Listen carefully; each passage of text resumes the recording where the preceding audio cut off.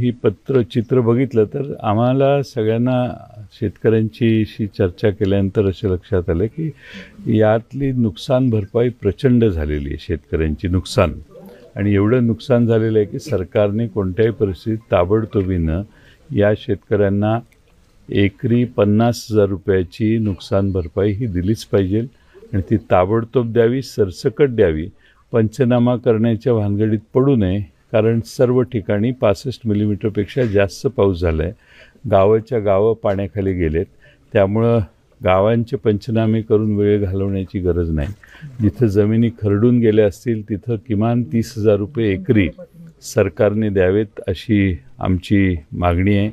त्याचबरोबर या भागात जी दीर्घ मुदतीची पिकं होती, डाळिंब किंवा अन्य पिकं, त्या पिकांना देखील मोठी नुकसान भरपाई देण्याची व्यवस्था सरकारने केली पाहिजे. या सगळ्यात आता एवढा हवालदिल शेतकरी झाला आहे की आधीच अंगावर घेतलेलं कर्ज आणि पुन्हा निसर्गाची ही आपत्ती. खरं म्हणजे यापूर्वी पाऊस येतोय, वाढतोय आणि नदी पात्रातलं पाणी बाहेर येणार आहे, याच्याविषयी कुठलीही वॉर्निंग आधी देण्याची व्यवस्था दिसत नाही. आणि त्यामुळं यात शेतकरी बेसावध असताना निसर्गाचा हा फार मोठा घाला त्याच्यावर झालेला आहे. आणि म्हणून या शेतकऱ्यांना या सगळ्या भागात, म्हणजे मराठवाड्यात असो, सोलापूर जिल्ह्यातला हा सगळा भाग असेल, या ठिकाणी ताबडतोबीने सरकारने सर्व ती मदत केली पाहिजे, सरसकट मदत केली पाहिजे. कारण पाऊसही कुणाला ठराविक ठिकाणी पडला आणि ठराविक ठिकाणी नाही असं नाही. गावाच्या गावं ही पाण्याखाली गेलेली आहेत. घरं पाण्याखाली लोकांची गेलेली आहेत. शेतकऱ्यांची लोक जनावरं बाहेर काढताना नाकीनऊ झाले. जनावरांचंही मोठं नुकसान झाले. जनावर गेलं असेल तर सरकारने किमान आता 30,000 रुपये प्रत्येक जनावराच्या पोटी दिले. शेवटी आता जनावरांची किंमत 90,000, दूध दुभते गायी असल्या तर 90,000, 1,00,000, 1,25,000च्या आत गायी येत नाही. त्यामुळे अशा शेतकऱ्याचा विचार वेगळ्या पद्धतीने केला पाहिजे आणि त्याला देखील तेवढीच मोठी नुकसान भरपाई ताबडतोब दिली पाहिजे. हे सगळं करून देखील शेवटी सरकार एवढा हताश झालेला आहे. इथं आम्ही आता काही शेतकऱ्यांशी बोलत होतो. अश्रू थांबत नाहीत शेतकऱ्यांच्या डोळ्यातले आणि शेतकऱ्याला आता आपलं कुणी नाही अशी भावना तयार व्हायला लागली आहे. आणि म्हणून आमची सरकारकडे मागणी आहे की ही मदत ताबडतोब सरकारने द्यावी. आणि त्याचबरोबर महाराष्ट्रात आता कर्जमाफी करणं आम्ही योग्य वेळी करू म्हणताय. आता ह्याच्यापेक्षा तर योग्य वेळ कुठलीच होऊ शकत नाही.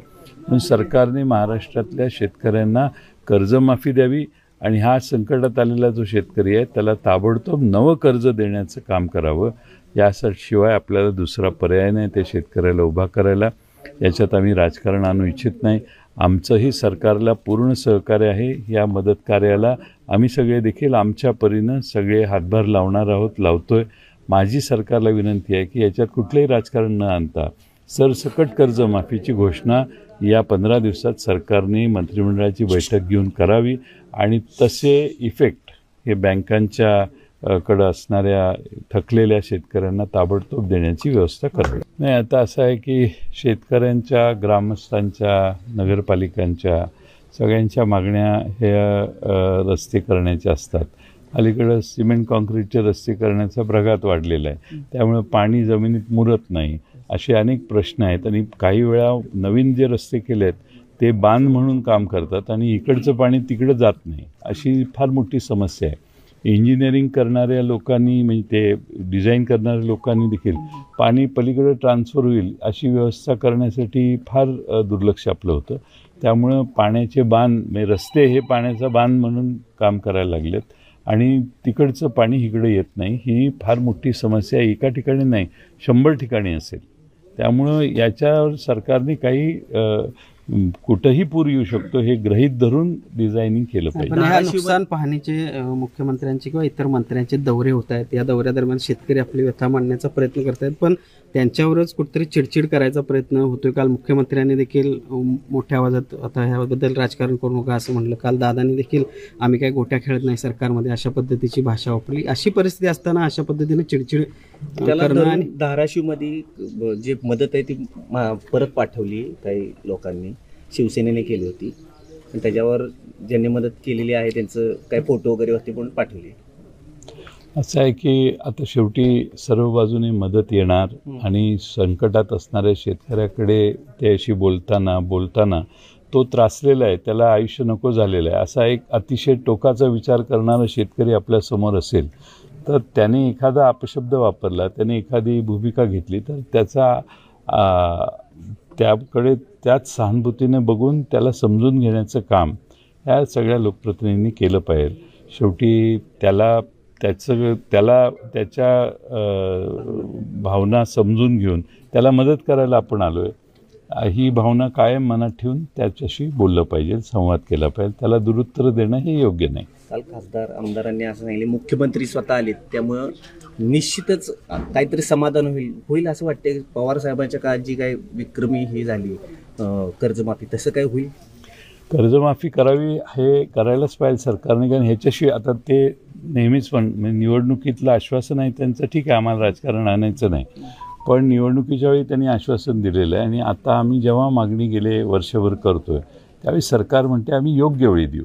आता याच्यापेक्षा योग्य वेळ दुसरी कुठली असू शकते असं नाही. निसर्गाचा घाला ज्यांच्या आयुष्यावर आलेला आहे, त्यांचा संसार उद्ध्वस्त झालेले आहेत, ज्यांना राहण्याचं स्वतःचं आता घर राहिलेलं नाही, ज्यांच्या पिकात जाण्याची सोय राहिलेली नाही, ज्याच्यासाठी कष्ट केले ती सगळी पिकं पूर्णपणाने उद्ध्वस्त झाली, त्याला आत्ता मदत नाही करणार तर कधी करणार? आणि म्हणून हे NDRFच्या नामपेक्षा पलीकडे जाऊन मी म्हणतोय तशी मागणी आमच्या सगळ्यांचीच आहे. आणि त्याचबरोबर शेवटचं महत्त्वाचं म्हणणं म्हणजे त्याच्या डोसक्यावर असणारं सगळं कर्ज आता सरकारने माफ केलं पाहिजे.